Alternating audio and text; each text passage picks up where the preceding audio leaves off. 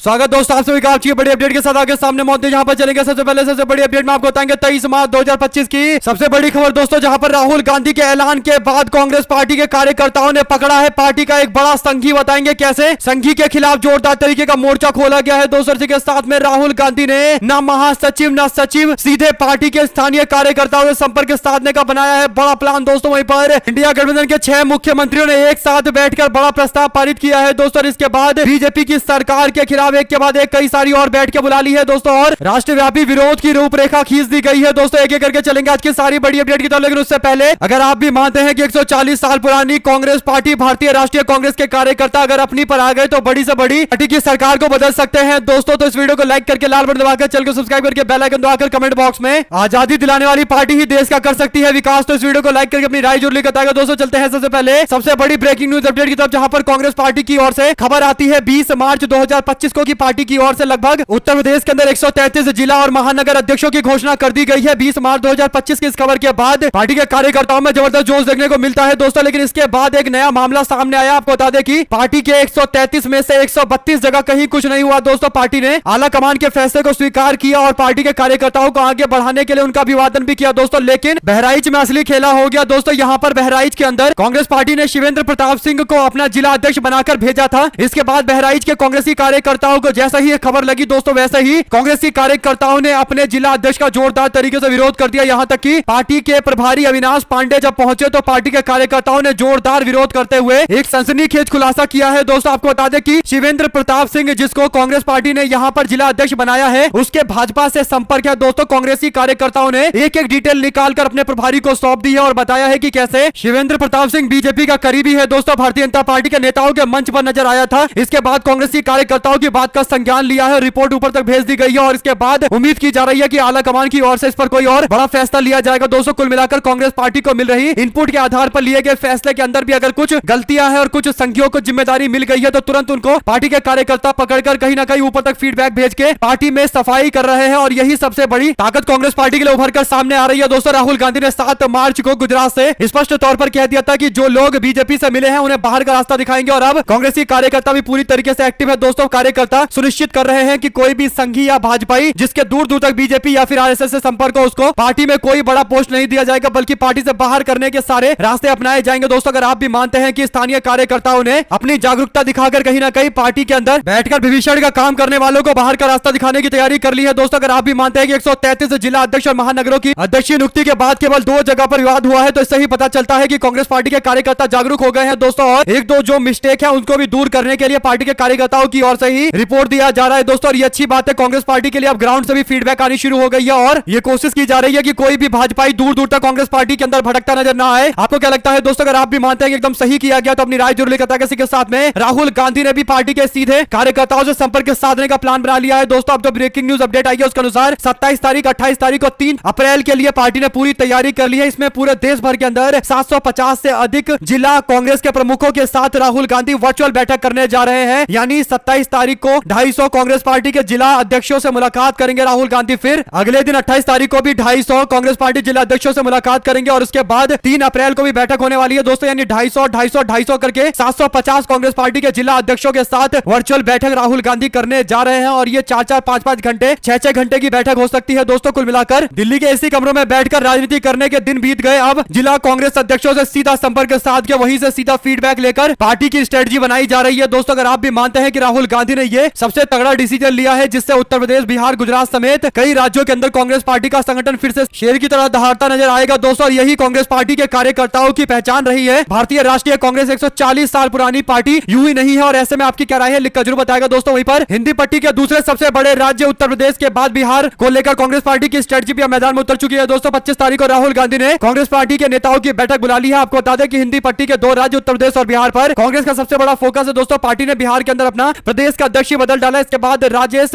राम जब जैसे ही बिहार पहुंचते हैं वैसे ही सदाकत आश्रम में जाकर उन्होंने पार्टी के कार्यकर्ताओं से मुलाकात की है दोस्तों। और बड़ी बात यह है कि पलायन रोको रोजगार दो यात्रा का नेतृत्व कर रहे कन्हैया कुमार के साथ में राजेश राम ने लगभग 2.5 घंटे मुलाकात की है। और इसके बाद कांग्रेस पार्टी बिहार के सारे नेताओं को 25 तारीख को दिल्ली में तलब कर लिया गया है दोस्तों। कांग्रेस पार्टी के प्रदेश अध्यक्ष, उनके साथ में कन्हैया कुमार और पप्पू यादव के साथ साथ कृष्णा अल्लावरू भी मौजूद रहेंगे। और 25 तारीख को मल्लिकार्जुन खड़गे के नेतृत्व में भारतीय राष्ट्रीय कांग्रेस के राष्ट्रीय अध्यक्ष के नेतृत्व में यह कार्यक्रम होने जा रहा है। है? आपको जो भी लगता है दोस्तों लिखकर जरूर बताएगा। इसी के साथ में छत्तीसगढ़ के अंदर भी कांग्रेस पार्टी ने 10 जिलों के अंदर अपना जिला अध्यक्ष नियुक्त कर दिया है दोस्तों, और आने वाली बैठक से पहले सारी सीटों पर सारे जिलों के अंदर जिला अध्यक्ष नियुक्त किए जा रहे हैं। साथ सूत्रों के अनुसार बिहार में कांग्रेस पार्टी के नेता कन्हैया कुमार की पलायन रोको रोजगार दो यात्रा पर सारी पार्टियों की निगाहें टिकी हुई है दोस्तों। इस यात्रा में युवाओं का अच्छा खासा साथ कांग्रेस पार्टी को मिल रहा है, इसलिए बाकी पार्टियों में बेचैनी बढ़ी हुई है। खबर यह है कि इस यात्रा पर एक पार्टी की पूरी तरीके से नजर बनी हुई है दोस्तों। कुल मिलाकर राष्ट्रीय जनता दल कांग्रेस पार्टी को बी टीम के तौर पर अपने साथ में रखना चाहती है, लेकिन कांग्रेस पार्टी ने बताया है कि इस बार वो बिहार में 1990 वाली पार्टी बनकर उभरेंगे और 89-90 सीटें कम से कम कांग्रेस पार्टी टारगेट कर रही है, और उनके पास चेहरा भी है, चरित्र भी है, नीति भी है, नियत भी है, तो फिर जीत भी जरूर होगी दोस्तों। इसी के साथ में पंजाब के अंदर कांग्रेस पार्टी ने सबसे पहले अपने प्रभारी के तौर पर छत्तीसगढ़ के पूर्व मुख्यमंत्री भूपेश बघेल को मैदान में उतारा। उसके बाद अब असली खेला शुरू हो चुका है दोस्तों। लुधियाना के हल्का वेस्ट के विधायक गुरप्रीत सिंह गोगी की मौत के बाद इस सीट पर उपचुनाव कराए जा रहे हैं दोस्तों। आम आदमी पार्टी के नेता अरविंद केजरीवाल को दिल्ली में मिली हार के बाद अरविंद केजरीवाल लगभग 1 महीने के लिए अभी पंजाब में नजर आ रहे हैं दोस्तों। पिछले कई दिनों से तो पंजाब में ही मौजूद है, और उसके बाद किसानों के आंदोलन को खत्म किया गया आम आदमी पार्टी के द्वारा, तो अब कांग्रेस पार्टी मैदान में है दोस्तों। कांग्रेस किसानों के न्याय की मांग कर रही है, तो दूसरी ओर राहुल गांधी ने अचानक से कांग्रेस पार्टी के वरिष्ठ नेता और पूर्व कैबिनेट मंत्री लुधियाना के स्थानीय नेता को बुला लिया है दोस्तों। राहुल गांधी ने खुद कांग्रेस के पुराने नेता और दिग्गज नेता भारत भूषण आसू से मुलाकात की है दोस्तों। उन्होंने मुलाकात करते हुए उनसे चुनाव के बारे में चर्चा की है, कांग्रेस के संगठनात्मक स्थिति के बारे में चर्चा की है, स्थानीय नेटवर्क के बारे में चर्चा की है दोस्तों, और 2027 के चुनाव को लेकर एक आदेश भी जारी किया गया है। सूत्रों ने बताया है कि राहुल गांधी ने पूर्व कैबिनेट मंत्री पंजाब सरकार के कांग्रेस के दिग्गज नेता भारत भूषण आसू से कहा है कि आप वापस से पंजाब लौटिए और अपने क्षेत्र में जाकर एक्टिव हो जाइए, और इसके बाद लुधियाना वेस्ट की सीट को लेकर माना जा रहा है कि कांग्रेस पार्टी अपने दिग्गज नेता भारत भूषण आसू को मैदान में उतारने वाली है। अरविंद केजरीवाल ने यहां से अपने राज्यसभा के सांसद और व्यापारी संजीव अरोड़ा को मैदान में उतारा है दोस्तों, और व्यापारियों को खुश करने के लिए ही बीजेपी और आम आदमी पार्टी ने मिलकर किसानों को उनके आंदोलन से हटा दिया था। इसके कारण किसानों में भी नाराजगी है दोस्तों, और पंजाब सरकार चुनौतियों का सामना कर रही है, नशा माफिया, रोजगार मुद्दे, और राहुल गांधी ने यह मैसेज देकर भेजा है अपने दिग्गज नेता को लुधियाना पश्चिम सीट पर। तो अगर यह सीट कांग्रेस पार्टी उपचुनाव में निकाल गई तो इसका मतलब पूरे पंजाब में क्लियर कट मैसेज जाएगा कि कांग्रेस पार्टी की वापसी हो रही है। आम आदमी पार्टी का प्रभाव पंजाब के अंदर भी खत्म हो चुका है दोस्तों। अरविंद केजरीवाल अपनी सरकार बनाने के लिए, दोबारा से सरकार बनाने के लिए पंजाब में अभी से जुटे हुए हैं, लेकिन कांग्रेस पार्टी को पता है कि पंजाब हर 5 साल पर सरकार बदलता है, तो अब की बार कांग्रेस पार्टी के चांसेस है दोबारा सत्ता में आने के। आपको क्या लगता है दोस्तों, क्या राहुल गांधी का पर्सनल इस मामले को लेना और नेता को बुलाकर मुलाकात करना, इससे क्या पता नहीं चलता कि राहुल गांधी 24 घंटे 7 दिन पार्टी को मजबूत करने के लिए और स्ट्रेटजी बनाने के लिए मैदान में उतरे हुए हैं, जबकि बीजेपी के लोगों का दावा है कि राहुल गांधी बैंकॉक और वियतनाम चले जाते हैं। यानी भाजपाइयों के राहुल गांधी के इतने डरावने सपने आते हैं दोस्तों कि उनको बैंकॉक और वियतनाम ही नजर आता है, जबकि राहुल गांधी पार्टी के कार्यकर्ताओं और नेताओं को, खासकर संगठन को मजबूत करने के लिए दिन रात प्रयासरत है। साथ साथ बिहार में सत्ताधारी पार्टी जनता दल यूनाइटेड मैदान छोड़कर भाग गई है दोस्तों। चुनाव लड़े नहीं, पहले ही हार मानकर नीतीश बाबू की पार्टी चुनाव लड़ने को तैयार नहीं है। आपको बता दें कि बिहार के सबसे बड़े यूनिवर्सिटी पटना यूनिवर्सिटी के छात्र संघ के चुनाव में नीतीश कुमार की पार्टी ने फैसला लिया है कि वो चुनाव नहीं लड़ेंगे। इस निर्णय के बाद जमकर जनता दल यूनाइटेड की आलोचना हो रही है दोस्तों। जेडीयू 18-19 साल से सत्ता में है और नीतीश कुमार की पार्टी के पास 4 कैंडिडेट नहीं है यहां पर चुनाव लड़ाने के लिए, जबकि बीजेपी ने एबीवीपी के तहत अपने उदार मैदान में उतारे हैं दोस्तों। कांग्रेस पार्टी के एनएसयूआई के 4 कैंडिडेट मैदान में उतरे हुए हैं, आरजेडी के कैंडिडेट मैदान में उतरे हुए हैं। क्या जेडीयू के पास अपना खुद का उम्मीदवार नहीं है? जो भी आपको लगता है दोस्तों लिखकर जरूर बताएगा। ज्यादा से ज्यादा वीडियो को शेयर कीजिएगा। साथ साथ जनता दल यूनाइटेड के नेता नीतीश कुमार का इफ्तार पार्टी उनकी पूरी तरीके से फीकी साबित होने वाली है दोस्तों। आज उन्होंने इफ्तार पार्टी बुलाई थी, लेकिन जमीयत उलेमाए हिंद ने बहिष्कार करने का ऐलान किया। उसके बाद नीतीश कुमार ने भारतीय जनता पार्टी के नेताओं को इफ्तार पार्टी में बुलाया है दोस्तों। यानी नीतीश कुमार और बीजेपी के लोग दोनों एक दूसरे को इफ्तार देकर आपस में ही खुश हो रहे हैं कि ये हमने इफ्तार पार्टी कर ली। लेकिन इफ्तार पार्टी तो होती ही मुस्लिम समुदाय के लोगों के लिए। अगर मुस्लिम समुदाय नीतीश कुमार से नाराज है, उनका बॉयकॉट कर रहा है, तो नीतीश कुमार क्या इफ्तार पार्टी कर रहे हैं या फिर एनडीए गठबंधन की बैठक कर रहे हैं कि भाजपा और नीतीश कुमार आपस में बैठकर इफ्तारी कर ले, एक दूसरे को खजूर खिला दे दोस्तों। वैसे भी भाजपाइयों की इफ्तार पार्टी नीतीश कुमार ही दे सकते हैं, क्योंकि भाजपाई लोगों की जो भाषा होती है दोस्तों, मुस्लिम समाज के लोगों को लेकर शायद नीतीश कुमार ही उसे इफ्तार करने लायक समझते होंगे। जो भी आपको लगता है दोस्तों लिखकर जरूर बताएगा। जैसे वीडियो को शेयर कीजिएगा ताकि पल पल की सारी बड़ी अपडेट आप लोगों तक लगातार पहुंचाते रहे। इसी के साथ में बिहार में इस साल विधानसभा का चुनाव होने वाला है दोस्तों। इस बीच पार्टी के नेताओं के बीच में मनमुटाव भी देखने को मिल रही है। आपको बता दें कि नवादा में बीजेपी के जिला स्तर के 4 नेताओं ने अपने पोस्ट से इस्तीफा दे दिया। 18 मार्च को नवादा में बीजेपी की 26 सदस्यीय जिला पदाधिकारियों की लिस्ट जारी कर दी गई दोस्तों। इसके बाद कई सारे नेताओं ने नाराजगी जताते हुए गौरव शांडिल्य, नंद किशोर चौरसिया, प्रमोद चंद्रवंशी और अन्नपूर्णा कपूर ने अपनी पार्टी से इस्तीफा देकर बीजेपी को टाटा अलविदा बाय बाय बोल दिया है। साथ साथ दोस्तों गाजियाबाद के बीजेपी के विधायक नंद किशोर गुर्जर, जो हिंदुत्व का झंडा उठाकर घूमते थे, उन्हें लगता था कि योगी आदित्यनाथ उनकी तारीफ करेंगे और बीजेपी में कद उनका और ज्यादा बढ़ जाएगा दोस्तों। हालांकि हिंदुत्व की राजनीति करना इनके खिलाफ ही चला गया है। आपको बता दें कि एक कथा के आयोजन को लेकर पुलिस वालों से भिड़ गए थे बीजेपी के विधायक। इसके बाद दावा किया गया कि पुलिस पुलिस वालों के साथ धक्का मुक्की में उनका कुर्ता भी फट गया है दोस्तों। और अभी तक बीजेपी के किसी बड़े नेता ने इनको रिकॉग्नाइज नहीं किया है और तब से ऐसा लग रहा है कितने नाराज है दोस्तों की भारतीय जनता पार्टी के खिलाफ बयान देने से भी नहीं चूक रहे हैं। योगी आदित्यनाथ के ऊपर काला जादू करवा दिया गया, इस तरीके के भी बिना सिर पैर के दावे कर रहे हैं दोस्तों। भारतीय जनता पार्टी के नेता इतने ज्यादा नाराज है अपने मुख्यमंत्री योगी आदित्यनाथ से कि कह रहे हैं कि जब तक कपड़े नहीं बदलेंगे तो उनको न्याय नहीं मिलता। और मुख्यमंत्री के चीफ सेक्रेटरी पर भी गंभीर आरोप लगा रहे हैं दोस्तों। हालांकि चीफ सेक्रेटरी को बदलने की पावर योगी आदित्यनाथ के पास नहीं है, ये सबको पता है दोस्तों। योगी आदित्यनाथ का चीफ सेक्रेटरी कौन बनेगा ये फैसला अमित शाह और मोदी बैठकर लेते हैं और योगी आदित्यनाथ के पास केवल लिमिटेड पावर है दोस्तों। इसके बावजूद भारतीय जनता पार्टी के विधायकों को लग रहा था कि योगी आदित्यनाथ इनके बचाव के लिए आएंगे, अब तक तो नहीं आए और अब तक न्याय भी नहीं दिलवाया गया दोस्तों। ऐसा लग रहा है कि बीजेपी के जो बड़े नेता है केवल वही हिंदुत्व की राजनीति करते हैं तो उनको फायदा होता है। बाकी बीजेपी के जितने छोटे नेता है या विधायक है वो चाहे जितनी हिंदुत्व की राजनीति कर ले, अंततः गत्वा उनको इसी हाल में जीना पड़ता है, दर दर की ठोकरें खानी पड़ती है न्याय की मांग करने के लिए। आपको जो भी लगता है दोस्तों नंदकिशोर गुर्जर के बारे में लिखकर जरूर बताएगा। इसी के साथ में नरेंद्र मोदी की सरकार पर एलन मस्क की कंपनी एक्स की ओर से कर्नाटका में एक केस दर्ज किया गया और सरकार पर आरोप लगाया गया कि मोदी की सरकार आईटी एक्ट का दुरुपयोग कर रही है दोस्तों। आपको बता दें कि एलन मस्क ने बीबीसी की इस न्यूज को शेयर करते हुए हंसने वाला इमोजी शेयर किया है, यानी एलन मस्क इस बात से हंस रहे हैं कि उनके ग्रुप ने चैटबॉट ने भारत के अंदर हलचलें मचा दी है दोस्तों। अगर आप भी मानते हैं कि आईटी सेल वाले लोग अभी तक सदमे में है और एलन मस्क के हंसने वाले इमोजी से तो यही लगता है कि अभी वो झुकने वाले नहीं है और बीजेपी की सरकार के खिलाफ जो केस किया गया है दोस्तों ये मामला और आगे बढ़ने वाला है, इतना आगे बढ़ने वाला है कि नरेंद्र मोदी सरकार को अपने गलत फैसले पर माफी मांगनी पड़ेगी। आपको क्या लगता है दोस्तों लिखकर जो बताएगा क्या। जिस तरीके से फैक्ट चेक आजकल शुरू हो चुके हैं, आने वाले दिनों में ज्यादा दिन आईटी सेल वालों का रहेगा नहीं। साथ साथ दोस्तों गोवा में 304 करोड़ रुपए का घोटाला हुआ है। पवन खेड़ा ने एक बड़ा दावा किया है। आपको बता दें कि प्रेस कॉन्फ्रेंस करते हुए पवन खेड़ा ने पार्टी के मीडिया विभाग के प्रमुख पवन खेड़ा ने प्रधानमंत्री मोदी को बताना चाहिए कि क्या मुख्यमंत्री प्रमोद सावंत और अन्य लोगों के खिलाफ कोई कार्रवाई की जाएगी या नहीं की जाएगी। दरअसल दोस्तों खेड़ा ने कुछ कागजात के साथ जारी बयान में कहा है कि प्रधानमंत्री नरेंद्र मोदी की भ्रष्टाचार के खिलाफ तथाकथित लड़ाई भ्रष्टाचारियों के लिए बन गई लड़ाई है। गोवा के अंदर उनकी अपनी सरकार इस खोखली बात का प्रमुख उदाहरण है। सरकार के पैसे सरकारी निधि से 304 करोड़ रुपए का घोटाला हुआ है दोस्तों, जहां निजी क्षेत्र के लोगों की प्रतिस्पर्धा बोली के बिना 20 से अधिक परियोजना सौंप दी गई दोस्तों। यानी जिसको मन करा उसको प्रोजेक्ट सौंप दिया गया बिना किसी बोली लगाए हुए। इसी से पता चलता है कि खुलेआम करप्शन की गई है। खेड़ा ने दावा किया है कि ना खाऊंगा ना खाने दूंगा की बात करना सिर्फ मृग तृष्णा है, यानी केवल मिराज है और इससे ज्यादा कुछ नहीं है, एक भ्रम है। बीजेपी ने गोवा में मिनी अडानी का एक गिरोह बना दिया है जो अच्छे ठेके देने के पक्षपात के माध्यम से लाभ कमा रहा है। खुले तौर पर खरीदी हो रही है, नियम के अंदर बदलाव किए जा रहे हैं। कुल मिलाकर भारतीय जनता पार्टी के अपने ही दिग्गज नेता ने बताया था कि बिना पैसे का एक काम गोवा में कहीं नहीं होता है दोस्तों। उसके बाद अब ये एक नया खुलासा हुआ है। देखते हैं क्या नरेंद्र मोदी के मुंह से एक शब्द निकलेगा दोस्तों। गोवा को लेकर तो बड़ी बड़ी बातें करते हैं, भ्रष्टाचार पर क्या कुछ बोलना चाहेंगे। साथ साथ देश के सर्वोच्च अदालत ने जज यशवंत वर्मा के खिलाफ कैश के मामले में लगे गंभीर आरोपों की जांच के लिए एक विशेष पैनल गठित की है दोस्तों। दिल्ली उच्च न्यायालय के न्यायाधीश यशवंत वर्मा के खिलाफ आरोपों की जांच के लिए सुप्रीम कोर्ट ने 3 सदस्यीय समिति गठित की है दोस्तों। सीजीआई संजीव खन्ना ने दिल्ली हाईकोर्ट के मुख्य न्यायाधीश को निर्देश दिया है कि न्यायमूर्ति वर्मा को कोई भी न्यायिक कार्य ना सौंपा जाए। कुल मिलाकर दोस्तों जब दबाव बना तब जाकर सुप्रीम कोर्ट की नींद खुली है और पहले तो ट्रांसफर करके मामले को ठंडे बस्ते में डाला जा रहा था। आपकी क्या राय है दोस्तों, अचानक से सुप्रीम कोर्ट के जागने का क्या बड़ा कारण आप समझते हैं। वहीं पर बॉलीवुड के एक्टर सुशांत सिंह राजपूत की मौत के मामले को लेकर शनिवार को अपडेट आ गया है दोस्तों। बताया गया है कि सीबीआई ने अपनी क्लोजर रिपोर्ट सौंप दी है, यानी अंतिम रिपोर्ट सौंप दी है और 14 जून 2020 को हुए इस आत्महत्या वाले मामले को लेकर स्पष्ट कर दिया गया है कि आत्महत्या है, हत्या से इसका कोई लेना देना नहीं है। इसके बाद मामले की जांच को सीबीआई को सौंपा गया था 2020 के बाद। उसके बाद से जांच करते करते आखिरकार ये कंक्लूजन प्राप्त किया गया है। 5 साल के बाद ये बात मानी गई है दोस्तों। आपको क्या लगता है लिखकर जरूर आएगा, ज्यादा से ज्यादा वीडियो को शेयर कीजिएगा। इसी के साथ में नरेंद्र मोदी के फर्जीवाड़ा विकास की पोल खोलने के लिए कांग्रेस पार्टी का अधिवेशन गुजरात में होने जा रहा है दोस्तों। कांग्रेस पार्टी इस बार गुजरात में अधिवेशन करेगी और पार्टी यहां पर साबरमती के किनारे में अधिवेशन करने जा रही है दोस्तों। उम्मीद है कि कांग्रेस पार्टी के सारे नेता साबरमती नदी की खराब हालत के बारे में लोगों को बताएंगे और जो मीडिया में खासकर गोदी मीडिया में इंडिया के अंदर देश के अंदर भ्रम फैलाया गया है उसे तोड़ा जाएगा दोस्तों और साबरमती नदी की असली हकीकत सबको बताई जाएगी। और जो रिवर फ्रंट बना है उसमें पानी के अंदर जो सी प्लेन उतारने की बातें चल रही थी, नरेंद्र मोदी ने 2017 में सी प्लेन के नाम पर वोट मांगा था, आज वो कहीं दूर दूर तक नजर नहीं आता। सरकार भी लॉस में चली गई दोस्तों। तो कांग्रेस पार्टी के लोगों को अधिवेशन के टाइम पे ये भी देखना चाहिए कि साबरमती आश्रम में कौन सा वो सी प्लेन था जो गुजरात के लोगों को दिखाया गया, जो धरातल पर नहीं उतरा है दोस्तों। अगर आप भी मानते हैं कि गुजरात का मॉडल एक फेक दावा है और नरेंद्र मोदी को लेकर धीरे धीरे करके सारी हकीकत सबके सामने आएगी, तो अपनी राय जरूर लिखकर आएगा दोस्तों। गुजरात में 260 करोड़ रुपए बिल बना सरकार का, 62 करोड़ रुपए ले लिए गए, 198 करोड़ रुपए का नया प्लेन मिला। आपको बता दें कि ये गुजरात के अंदर नरेंद्र मोदी का ड्रीम प्रोजेक्ट था जिसे सी प्लेन कहा जाता है, लेकिन सी प्लेन प्रोजेक्ट पूरी तरीके से फेल हो गया और गुजरात सरकार ने 2 वर्षों में विमान के बड़े रख रखाव के लिए 61 करोड़ रुपए खर्च कर डाले दोस्तों, यानी जो विमान उड़ ही नहीं रहा उस पर भी अच्छा खासा खर्च हो गया है। आपको जो भी लगता है लिखकर जरूर बताएगा, ज्यादा से ज्यादा वीडियो को शेयर कीजिएगा। साथ साथ भारतीय जनता पार्टी के कर्नाटका में महिला मोर्चा के चीफ और बीजेपी के सारे नेताओं में सन्नाटा देखने को मिल रहा है दोस्तों। कारण यह है कि भारतीय जनता पार्टी युवा मोर्चा का मेंबर 7 साल की बच्ची के साथ रेप करता है, और ये खबर जब सामने आती है उसके बाद कांग्रेस पार्टी के समर्थकों ने पार्टी की महिला मोर्चा से भी इस पूरे मामले को उठाने के लिए बोला है दोस्तों, और डीके शिव कुमार भी मैदान में उतर सकते हैं। कुल मिलाकर भारतीय जनता पार्टी के एक नेता का कोई बयान नहीं आया, इससे लग रहा है कि मामले को दबाने की कोशिश की जा रही है दोस्तों। लेकिन कांग्रेस पार्टी के कार्यकर्ता जब मैदान में उतरेंगे तो बीजेपी को जवाब देना पड़ेगा। कुल मिलाकर ये काफी गंभीर मामला सामने आया है दोस्तों। इसी के साथ में नरेंद्र मोदी और भारतीय जनता पार्टी के आईटी सेल वालों के लिए आजकल काफी दिन बुरे बीत रहे हैं दोस्तों। आपको बता दें कि आईटी सेल वालों के लिए बुरी खबर पहले तब सामने आती है जब बीजेपी ने दिल्ली में जिसे मुख्यमंत्री बनाया रेखा गुप्ता को, उन्होंने हिंदू मुस्लिम एकता की बात कर दी दोस्तों, और होली में अली है और रमजान में राम है ये दावा करते हुए दोनों समाज के लोगों को एक साथ रहकर आगे बढ़ने के लिए बोला है दोस्तों। मुख्यमंत्री के इस बयान के बाद कुछ बीजेपी को सपोर्ट करने वाले हिंदुत्ववादी नेताओं के होश उड़े हुए हैं दोस्तों। उन्होंने सोचा था कि दिल्ली में कोई ऐसा मुख्यमंत्री आएगा जो विवादित बयान देगा, समाज में दूरियां बढ़ाएगा, लेकिन बीजेपी की मुख्यमंत्री के इस बयान के बाद से ऐसा लग रहा है कि इनके ऊपर भी तमगा लगा दिया जाएगा कि ये भी सेकुलर है। और कहीं ना कहीं दोस्तों भारतीय जनता पार्टी में उनके जो समर्थक है वो इस बात को बर्दाश्त नहीं करते कि ऐसा बयान जो देश में गंगा जमुनी सौहार्द को बढ़ाता है वो क्यों दिया जा रहा है। और यही बड़ा कारण है कि हिंदुत्ववादी कुछ मानसिकता के लोग मुख्यमंत्री रेखा गुप्ता के खिलाफ टिप्पणी कर रहे हैं। इसी तरीके से बीजेपी के सहयोगी अजित पवार ने भी इफ्तार पार्टी में शामिल होने के बाद एक बड़ा बयान जारी करते हुए कह दिया कि अगर कोई मुस्लिम भाई के ऊपर आंख दिखाने की कोशिश करेगा तो हम मजबूती से कार्रवाई करेंगे। दरअसल दोस्तों अजित पवार के इस बयान पर अभी तक तो किसी बीजेपी के नेता का कोई ऐसा बयान नहीं आया कि अजित पवार ने सही बोला है या गलत बताया। ऐसा लग रहा है कि गोदी मीडिया के लोग भी सन्नाटे में बैठे हुए हैं और बीजेपी के लोग भी सन्नाटे में है। साथ साथ दोस्तों सुधा मूर्ति ने भी इफ्तार पार्टी ज्वाइन की है और सभी धर्मों की धार्मिक एकता की मांग की है दोस्तों। इसी के साथ में मनोज तिवारी कहते हैं कि भारतीय जनता पार्टी सभी धर्म को एक साथ लेकर चलती है, यानी अचानक से बीजेपी के नेताओं के बयान में बदलाव देखने को मिल रहा है दोस्तों। इससे पता चल रहा है कि बीजेपी के लोग डैमेज कंट्रोल करने की कोशिश कर रहे हैं दोस्तों। यहां तक कि ट्रंप ने भारत के ऊपर अतिरिक्त टैरिफ भी लगा दिया था, यह भी एक बुरी खबर आई थी, लेकिन नरेंद्र मोदी और बीजेपी की ओर से एक टिप्पणी सामने नहीं आई। और जिस मालदीव का विरोध कर रहे थे भाजपा के लोग, वो मालदीव घूम के आ गए। इंडियन क्रिकेट टीम के कैप्टन रोहित शर्मा और उसकी तारीफ भी करने लगे दोस्तों। और उसके बाद गुरुक ने तो बीजेपी की हालत खराब कर ही रखी है, यानी पूरे सप्ताह बीजेपी के लिए यह डरावना सपना रहा है दोस्तों। उम्मीद है कि अगले सप्ताह में भी इसी तरीके से भाजपाइयों की स्थिति खराब ही रहेगी दोस्तों, क्योंकि बीजेपी के एमपी प्रहलाद जोशी कहते हैं कि राहुल गांधी रिस्पॉन्सिबल है हनी ट्रैप करवाने के लिए, यानी जो कर्नाटका में 48 विधायकों के हनी ट्रैप की खबर सामने आई थी उसमें राहुल गांधी का हाथ बताया जा रहा है। हालांकि कांग्रेस पार्टी के नेताओं को ऐसे बयानों से कोई इत्तेफाक नहीं होना चाहिए, क्योंकि बीजेपी के लोग अपने आप को बहुत बड़ा चाणक्य बताते हैं। अगर ऐसे बयान का कोई मतलब है तो इसका सीधा कह सकते हैं कि कर्नाटका में भारतीय जनता पार्टी के ऑपरेशन कमल से पहले ही उनका ऑपरेशन कमल खत्म कर दिया गया है दोस्तों। दूर दूर तक बीजेपी अगले 5 साल तक नहीं सोच पाएगी। साथ साथ मुख्यमंत्री रेखा गुप्ता अपना बजट पेश करेंगे। 24 से 28 मार्च तक दिल्ली का बजट सत्र शुरू होने वाला है दोस्तों। जल निकासी पर केंद्रित होगा बजट। आने वाले मॉनसून से पहले तैयारी करना सरकार का बड़ा काम होता है। दिल्ली में वाटर लॉगिंग एक बड़ी समस्या थी, जिसके कारण आम आदमी पार्टी की सरकार चली गई दोस्तों। और आम आदमी पार्टी के लोग दावा कर रहे थे कि उनको केंद्र ने काम नहीं करने दिया, लेकिन जनता ने सरकार से बाहर का रास्ता दिखा दिया। तो अब बीजेपी के सामने भी एक बड़ी चुनौती है दोस्तों। अगर भारतीय जनता पार्टी बजट में ऐसा कोई प्रावधान लेकर आएगी तो आप तक इन्फॉर्मेशन जरूर पहुंचाएंगे। और वैसे भी बीजेपी को पहले महिलाओं के 2500 रुपए महीना देने का वादा पूरा करना है, उसे कब लागू किया जाएगा ये भी एक बड़ा सवाल है दोस्तों। साथ साथ सुशांत सिंह राजपूत केस मामले को लेकर जब खबर आती है कि कोई भी इसके लिए दोषी नहीं था, सुशांत सिंह राजपूत ने खुद से आत्महत्या की थी, तो इस मामले पर अब रिया चक्रवर्ती से माफी की मांग की जा रही है दोस्तों। आपको बता दें कि सोशल मीडिया पर लोगों ने कहा कि जिन लोगों ने भी रिया चक्रवर्ती पर आरोप लगाए तो उन सबको माफी मांगनी चाहिए और अर्नब गोस्वामी को सबसे पहले आकर माफी मांगनी चाहिए, हाथ जोड़कर माफी मांगनी चाहिए। अगर आप भी मानते हैं दोस्तों कि अब बंगाल का चुनाव आने वाला है और बंगाल के चुनाव में रिया चक्रवर्ती का मजाक जो उड़ाया गया था उसे एक मुद्दा बनाया जाना चाहिए, जैसे 2021 में भी बना था, तो अपनी राय जरूर लिख बताएगा। बीजेपी के लोग सुशांत सिंह राजपूत वाले मामले का बिहार में इस्तेमाल कर रहे थे, वहां पर वोट इकट्ठा कर रहे थे। साथ साथ कांग्रेस के पूर्व अध्यक्ष बिहार के अखिलेश प्रसाद सिंह भी पहुंचे जब एयरपोर्ट, तो उनका पार्टी के कुछ कार्यकर्ताओं ने स्वागत किया है दोस्तों। वो भी अपनी शक्ति का एहसास कराने के लिए इंतजाम कर रहे थे। आपको जो भी लगता है लिखकर जरूर बताएगा। साथ साथ क्या अजित पवार की पार्टी में शामिल होंगे जयंत पाटिल, दोनों के बीच में बंद कमरे में बैठक हुई है दोस्तों। जो जानकारी है उसके अनुसार एनसीपी एसपी छोड़ने की अटकलों के बीच पार्टी के महाराष्ट्र के प्रमुख जयंत पाटिल ने शनिवार को एनसीपी नेता अजित पवार से लगभग 2-3 घंटे तक मुलाकात की है दोस्तों। आपको बता दें कि बंद कमरे में दोनों के बीच में लंबी बातचीत चली है, जिसके बाद उम्मीद की जा रही है कि अब वो पार्टी बदलने वाले हैं। और वैसे ही बहुत दिनों से चर्चा चल रही है दोस्तों, अगर पार्टी बदल भी ले तो कोई बड़ी बात नहीं है। और कांग्रेस पार्टी को भी ये मानकर चलना चाहिए कि एनसीपी एसपी अब ज्यादा दिन बचेगी नहीं। जब तक शरद पवार पावर में नहीं आते, वापस से उनकी पार्टी उनके पास नहीं आएगी, तो इसका मतलब शरद पवार को या तो अपनी पार्टी को भंग करके कांग्रेस पार्टी में शामिल करवा देना चाहिए, या फिर कांग्रेस पार्टी अलग होकर ही चुनाव लड़ सकती है। कुल मिलाकर शरद पवार की पार्टी में अब ज्यादा कुछ विस्तार देखने को मिल नहीं रहा। कांग्रेस पार्टी अपनी तैयारी जोर शोर से कर रही है और अपने सहयोगी सहयोगी से भी उम्मीद करती है दोस्तों, लेकिन अब कांग्रेस पार्टी को तय करना है कि कैसे शरद पवार के साथ में अपने संबंध रखने हैं दोस्तों। इसी के साथ में अगर आप लोगों को ये भी खबर अच्छी लगी हो तो इस वीडियो को लाइक करके, लाल बटन दबाकर, चैनल को सब्सक्राइब करके, बेल आइकन दबाकर कमेंट बॉक्स में जय जवान जय किसान जरूर लिखेगा। ज्यादा से ज्यादा वीडियो को शेयर कीजिएगा दोस्तों, और उम्मीद करते हैं कि आने वाले दिनों के अंदर ऐसे ही पल पल की सारी बड़ी अपडेट आप लोगों तक लगातार लेकर आते रहे दोस्तों। हमारे साथ लगातार जुड़े रहने के लिए सभी दोस्तों, भाइयों, बहनों, मित्रों का बहुत बहुत धन्यवाद। देख रहे थे आपका अपना चैनल। जय हिंद, जय भारत। ज्यादा से ज्यादा वीडियो को शेयर कीजिएगा। बहुत बहुत धन्यवाद।